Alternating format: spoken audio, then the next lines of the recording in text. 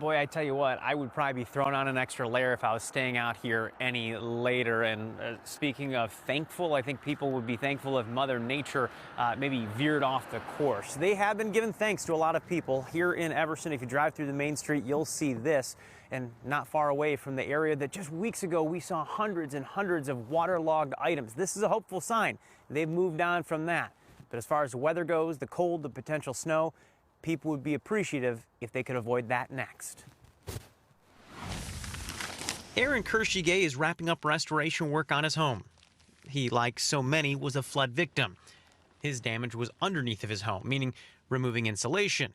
It's a common sight in these parts. It's also hard to find help. You know, it's hard to find contractors right now. I got somebody on the books for mid-December, but I want to do this part myself, get the vapor barrier down, get it drying out a little more. So this is 2 foot off the ground and that's 1 foot. Next door, Jesse Silva shows me where he's already removed drywall from the first flood. He and his family watched as a second came close to undoing the repair work they'd already started. That was scary. Like, we stayed up all night watching it, and like, how many more times is this gonna keep continuing to go on and on and on? After a few dry days, Jesse felt safe enough to put out the annual Christmas lights. It's a cheer that stands out because just across the street, some homes remain waterlogged. Sandbags are out, and as Jesse explains, many are without heat. Working in the HVAC business himself, he knows that means they're not coming home soon. We're slammed right now.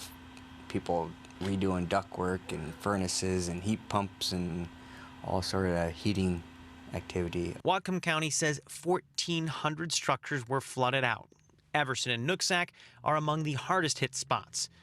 People have come together to feed victims here, but a shelter over in Linden has since closed, and now hotels and family connections are key. A lot of them are staying with family or friends, so, you know, but it's, you know, I've heard 5-6 months before they can get back in their house.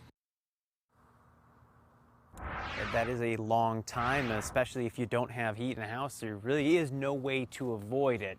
The silver lining here with the potential for snow is that it wouldn't be huge quantities of it, and that is really good news because both Washtenaw and Whatcom County are dealing with fewer drivers because of vaccine requirements. We're live in Everson. Matthew Smith, Fox 13 News.